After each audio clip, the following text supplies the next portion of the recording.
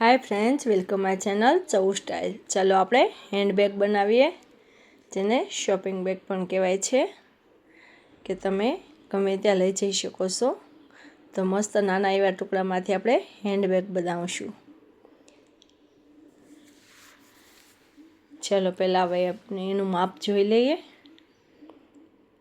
આપણે નીચે અસ્તર નાખ્યું, વચ્ચે રેગઝીન નાખીને તૈયાર કરેલા બે પીસ છે। પછી રેગઝીન નાખીને સિલાઈ મારેલી છે, નીચે અસ્તર નાખેલું છે।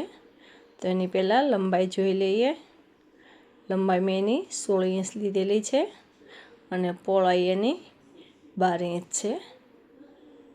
એવા મેં બે પડ લીધેલા છે, બે ટુકડા લેવાના છે અને બેલ્ટ લીધા છે બે। બેલ્ટની લંબાઈ છે 38 ઇંચ।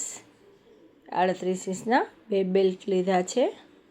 બે ચેન લીધી છે, કારણ કે અંદરથી બે પોકેટ બનાવવાના છે અને બે પટ્ટી લીધેલી છે એવી। 3 ઇંચનું છે।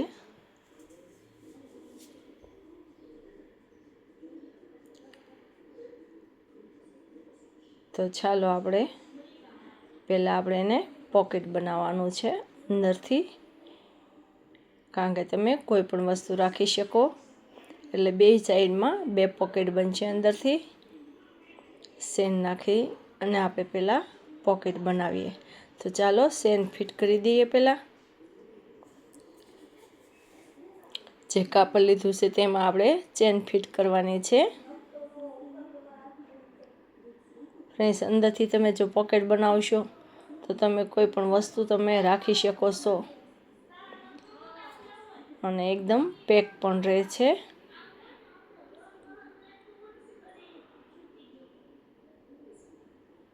એટલે કોઈ પણ પર્સ બનાવો પણ હંમેશા અંદરથી એક પોકેટ બનાવવું જરૂરી છે, જેથી આપણે કંઈ પણ ઇમ્પોર્ટન્ટ ડોક્યુમેન્ટ હોય કે મોબાઈલ હોય કે પૈસા હોય કંઈ પણ આપણે રાખી શકીએ। એટલે હું તો કોઈ પણ બેગ બનાવું પણ હંમેશા અંદરથી એક પોકેટ બનાવું છું, જે બહુ સેફટી રહેશે આપણા સામાનની। ચાલો સેનને ઉપરથી પણ સિલાઈ મારી દઈએ આપણે। ચાલો ઉપરથી આપણે સિલાઈ મારીને ફિનિશિંગ આપી દઈએ।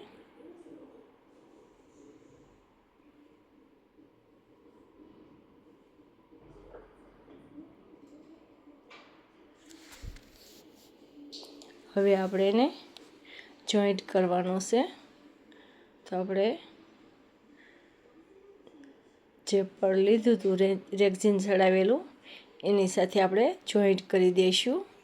ચારે બાજુ સિલાઈ મારીને નીચેથી સિલાઈ મારવાની છે પહેલાં, એટલે નીચેથી જોઈન્ટ કરો એટલે ઉપર થોડોક છૂટી જશે અને છોડવાનું છે એટલું।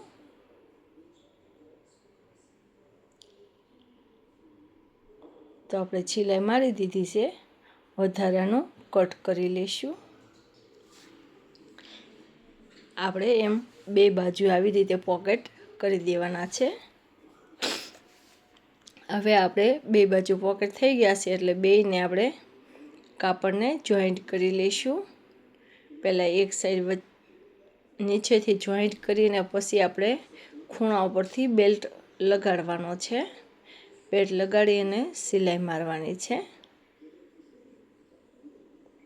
પહેલાં બે ભાગને નીચેથી સિલાઈ મારી દેવાની ફ્રેન્ડ્સ, અને પછી ઉપર જે સિલાઈ આવતી હોય એમાં નીચેથી તમારે બેલ્ટ લગાડવાનો છે। ચાલો બીજી સાઈડ પણ એવી રીતે સિલાઈ મારી દઈએ। નીચેથી બેલ્ટ આપણે લગાડી દઈએ। બેલ્ટ લગાડ્યા પછી ઉપરથી આપણે એક પટ્ટી મારવાની છે।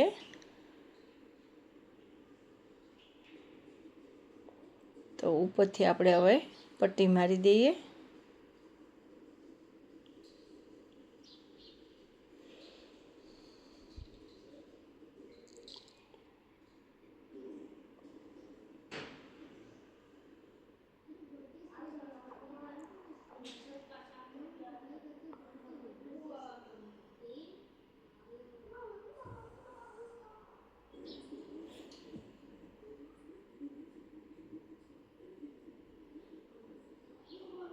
હવે આપણે એને ફોલ્ડ કરીને બીજી સિલાઈ પણ પટ્ટીને મારી દેવાની છે।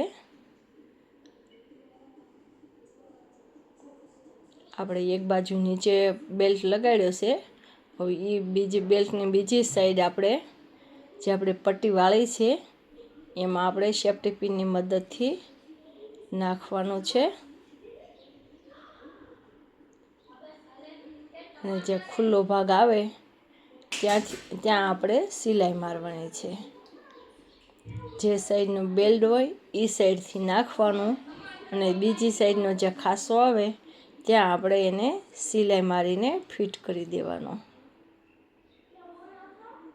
તો ચાલો ત્યાં આપણે સિલાઈ મારીને ફિટ કરી દઈશું।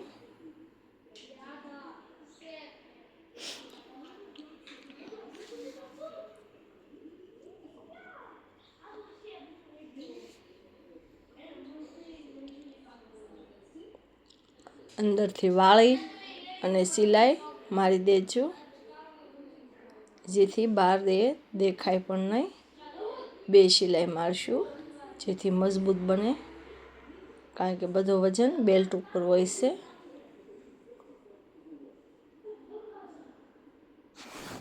બીજી સાઈડનો બેલ્ટ પણ આપણે એવી જ રીતે લઈશું અને સેફ્ટી પિનની મદદથી આપણે જે પટ્ટી વાળી છે એમાં નાખી દઈશું।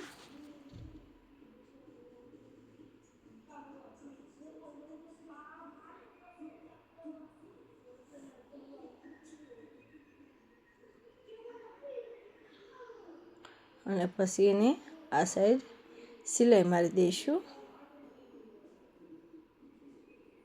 ચાલો વાળીને એને સિલાઈ મારી દઈએ બેલ્ટને।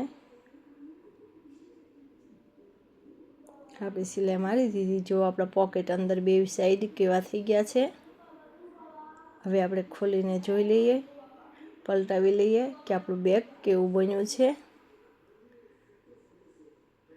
ખૂણા ઉપર બેલ્ટ છે એટલે ખેંચીને ખૂણા સરખા કરી લેવાના। જોયું ફ્રેન્ડ્સ, કેવું આપણું હેન્ડબેગ બનીને તૈયાર થઈ ગયું છે, જે અત્યારે ગર્લ્સને લઈ જવા માટે બહુ જ મજા આવે છે।